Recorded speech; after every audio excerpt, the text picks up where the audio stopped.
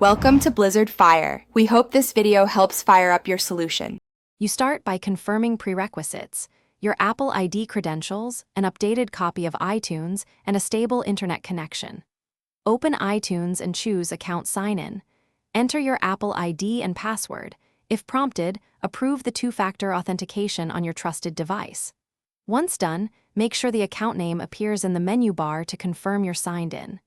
This step links purchases, subscriptions, and device sync, so don't skip it because it controls access to your library and backup. Now you manage the account details that iTunes uses.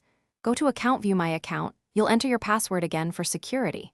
Update payment methods, billing address, and subscription preferences so purchases and renewals process smoothly.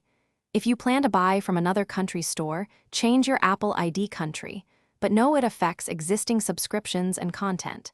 Make sure your payment method matches the new country.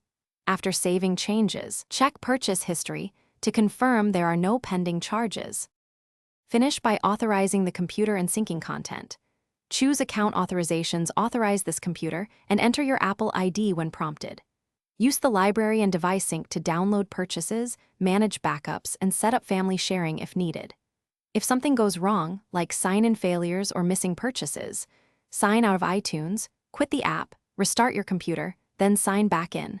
This refreshes tokens and often resolves authentication or sync issues. If problems persist, check system time, network, and Apple ID security alerts. Thanks for watching. If you found this helpful, don't forget to like and subscribe.